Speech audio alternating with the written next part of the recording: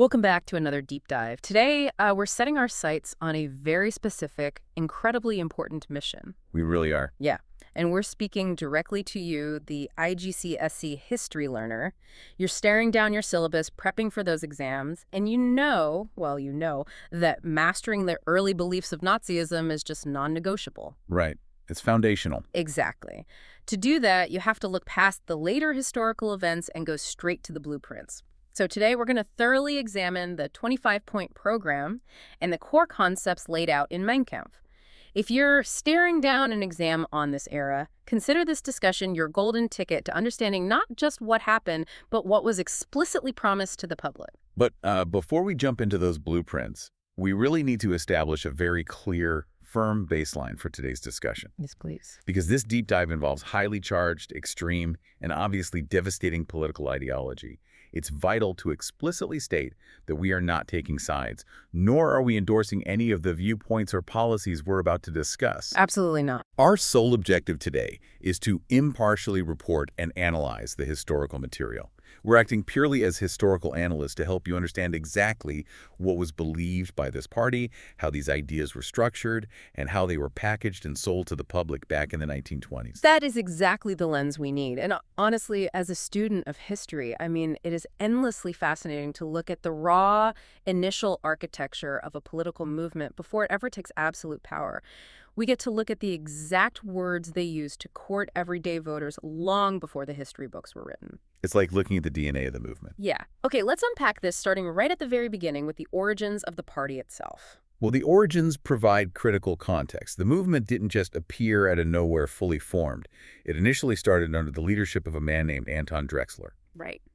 But the major shift, the one that really sets the stage for everything else, happens around 1920. This is when the party officially adopts the name we know them by today, the Nazi Party. I always find that acronym fascinating because the name itself was a highly calculated political tool. Nazi stood for the National Socialist German Workers' Party, or, in the original German, the National Sozialistische Deutsche Arbeiterpartei, the NSDAP. It's quite a mouthful. It is. They're jamming together nationalism, socialism, and the working class all into one title. It's an attempt to grab practically everyone. But their early strategy under Drexler relied heavily on a much darker, much more psychological tactic. Scapegoating. Yes, identifying scapegoats. Scapegoating is a tragically effective political tool, especially in a nation that's reeling from a devastating war, economic ruin, and national humiliation. They capitalized on all those post-World War I grievances by handing the German public very specific, clearly defined targets to blame for all of their suffering. When you look at their early propaganda, they were pointing the finger at four distinct targets. First, they blamed the Allies. Second, they blamed the Versailles Treaty and the domestic politicians who signed it, whom they branded the November criminals. A very loaded term. Yeah, very. Third, they blamed the communists, or Bolsheviks. And fourth, they blamed the Jews. If we connect this to the bigger picture, you start to see the dark brilliance of this strategy. Notice what they're doing here. They aren't just picking one enemy. They're creating a buffet of scapegoats. A buffet. Wow. Yeah. Angry about losing your territory or your national pride? Blame the Allies and the Versailles Treaty. Terrified of losing your private business or property? Blame the communists, looking for someone to blame for complex economic and social issues. Blame the Jews. They custom-engineered an enemy for every demographic-specific grievance.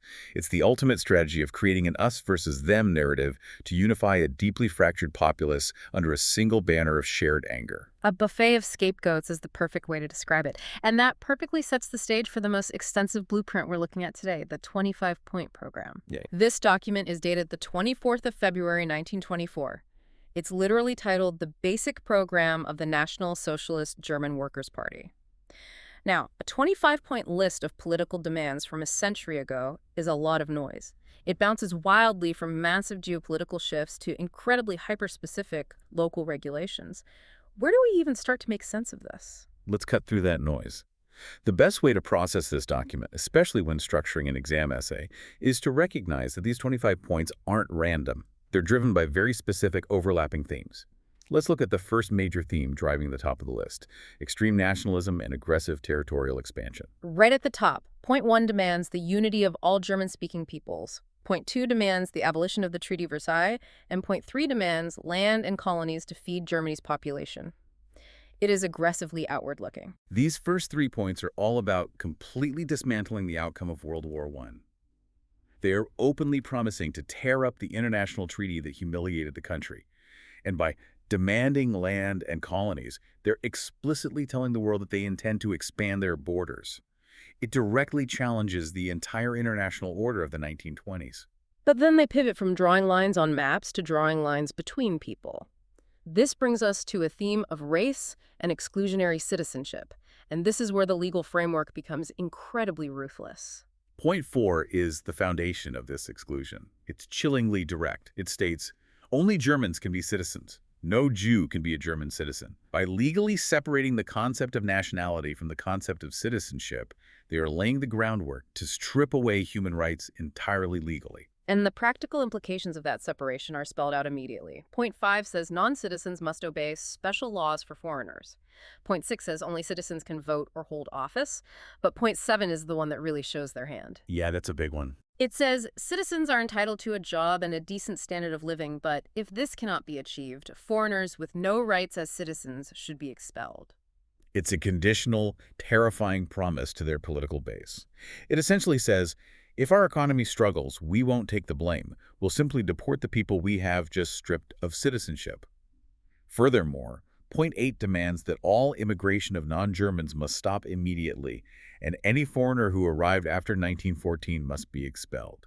It's a systematic, step-by-step legal framework for exclusion, deportation, and persecution, written plainly into their founding document. So they've laid out this brutal, exclusionary vision for citizenship. But how do you actually get the everyday, struggling working-class voter to agree to that? That's where they pull a bait-and-switch with their economic promises. Here's where it gets really interesting, because you look at a far-right movement, but then you see these incredibly left-leaning economic promises designed to seduce the working class. That is precisely why socialists and workers were strategically placed in the party's name. They needed mass appeal, and the working class was desperate. Look at point 13, nationalization of public industries. They clarify, this meant things like electricity and water. They're promising that the state will take over the utilities so private companies can't gouge the public. They go even further. Point 14 demands that large companies must share their profits with the workers. Point 15 promises that pensions must be improved. Point 17 promises property reform to give small farmers their land. If you were a struggling factory worker in the Ruhr Valley or a poor farmer in 1924, these points were written directly to win your vote. They are promising massive wealth redistribution and financial security. However, we have to look closely at how they weaponize those exact same economic policies. This brings us to a theme of targeted economic anti-Semitism. This is perfectly encapsulated in point 16. The demand reads, help for small shops and businesses, large department stores must be closed down. Okay, on the surface, that just sounds like a standard political promise to protect the small mom-and-pop local businesses from massive corporate monopolies. It does, but history provides a crucial piece of context here. At this specific time in Germany, most large department stores were owned by Jewish families. By demanding the closure of these specific types of businesses, the party was using seemingly standard economic regulation as a targeted weapon against a specific demographic. They were disguising racial persecution as economic populism. Always look at who a policy actually impacts behind the political rhetoric. That is wild. And then we move into a theme of extreme state control over society. The sheer micromanagement of daily life they are demanding is staggering. Point 18 demands an all-out battle against criminals, profiteers, etc., who must be punished by death. The inclusion of the word etc. in a law concerning the death penalty is absolutely horrifying. Punished by death for being a profiteer or etc., it gives the state a blank check to execute literally anyone they deem undesirable without any strict legal definition. And they want complete control over the minds and bodies of the people, too. Point 19 wants to reform the law to make it more German. Point 20 dictates that education must be improved purely so all Germans can get a job. It's a strictly utilitarian view of human life. School is not for fostering independent thought, creativity, or critical thinking. It's exclusively for producing obedient state workers. They even wanted physical control over the population. Point 21 explicitly demands making a law for people to do sport to improve national health. Wait, they actually wrote a mandatory gym routine into a national political platform? They really did. That's wild. Imagine voting for a political party and suddenly you're legally mandated by the federal government to do calisthenics. And defensively, Point 22 demands the abolition of the regular army to replace it with a people's army, while Point 23 bans any foreign influence in German newspapers. The press, the military, the schools, your physical health, and the legal system, it is a roadmap for total, inescapable state control.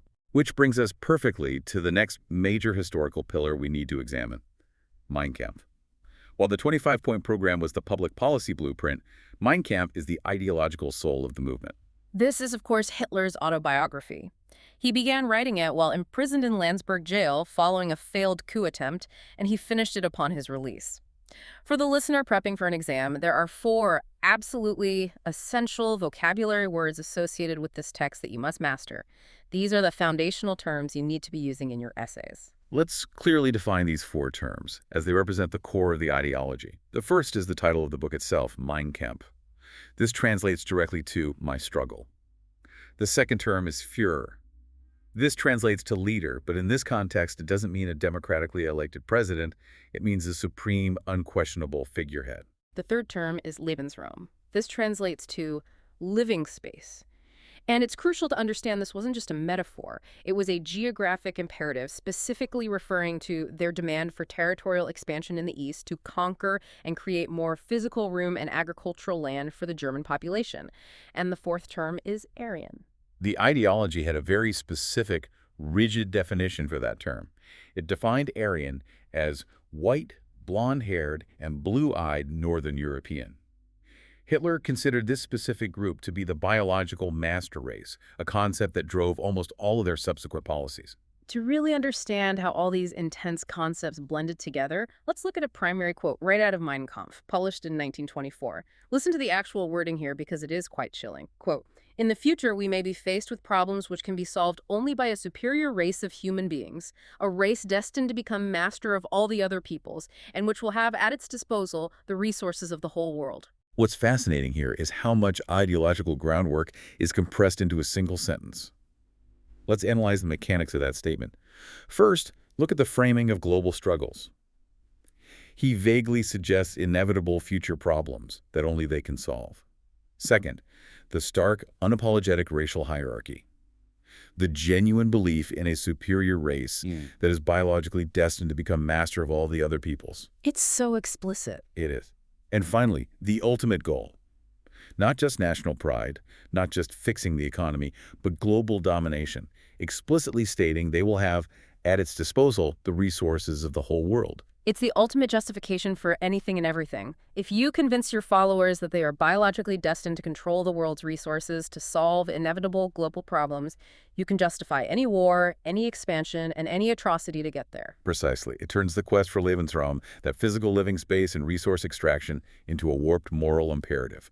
It tells the reader, we aren't just conquering land, we are fulfilling a biological destiny. So we have all these disparate pieces on the table. We have the psychological strategy of the buffet of scapegoats from their early origins. We have the 25 distinct demands ranging from public utilities and pensions to deportations and mandatory sports. And we have this overarching, terrifying worldview from Mein Kampf. So what does this all mean? How do we synthesize this into a cohesive understanding of early Nazi beliefs? We can synthesize all of this complexity into 4 highly digestible pillars of early Nazi ideology. If you remember these 4 pillars, you understand the core mechanics of the movement. Pillar number 1 is National Socialism. This meant fierce loyalty to Germany, the pursuit of racial purity, a twisted version of equality that only applied to those legally deemed true citizens, and tight state control over the economy and utilities. Pillar number 2 is racism. And it's vital to understand this wasn't just standard prejudice. It was a core structural belief system. It was the belief in the inevitable triumph of the Aryan race through war, while viewing all other races as fundamentally inferior. Pillar number 3 is Lebensraum. This is the practical, physical application of the first 2 pillars. It's the demand for aggressive expansion, specifically pushing into the East, to conquer, displace, and claim living space and resources for the German nation. You couldn't achieve their vision of National Socialism without the resources gained through Lebensraum. And pillar number 4 is strong government. The absolute demand for complete, unquestioning obedience to the Führer, the leader. Which ties perfectly back to the very end of the 25-point program. Yeah. Point 25, the grand finale of their political demands in 1924, literally calls for a strong central government with unrestricted authority. They were telling the public right from the start, plainly in writing, that they wanted absolute power with zero checks and balances. It's the ultimate rejection of democratic principles written explicitly into a political party's platform. They were literally asking the voters to democratically surrender their democracy. Well, to you, the learner listening to this, congratulations on successfully navigating some incredibly dense, heavy, and complex historical documents. It is not easy material to study. But I promise you, deeply understanding the mechanics of the 25-point program and the core definitions from Mein Kampf is your golden ticket to mastering this history module. You now have the analytical tools to explain the architecture of their appeal. Before we wrap up, I want to leave you with a final thought-provoking paradox drawn directly from the documents we analyzed today. Something for you to mull over and perhaps use to elevate your critical arguments in an exam. If you look closely at point 24 of the 25-point program, it explicitly promises freedom of religion. Right, it's sitting right there in the text. They promise freedom. Yet the very next line, point 25, demands a strong central government with unrestricted authority. And as we just discussed, Mein Kampf requires absolute obedience to the Führer. So here's the question you must ask. How can an authoritarian regime that demands unrestricted authority ever genuinely guarantee a right like freedom of religion? The reality is they can't. It's the classic political Trojan horse. Oh, that is a brilliant point. By promising an illusion of personal freedom, like freedom of religion or economic security, they convince the populace to grant them unrestricted authority. But once a government actually possesses unrestricted authority, any guaranteed freedom they previously promised can be erased overnight because there is no longer any legal mechanism to stop them. They use the promise of freedom to get the power to destroy it. What a phenomenal historical lens to look through. Thank you so much for joining us on this deep dive. Keep questioning those historical documents. Keep looking for the hidden Trojan horses in political promises. And good luck with your exam prep. We'll catch you on the next deep dive.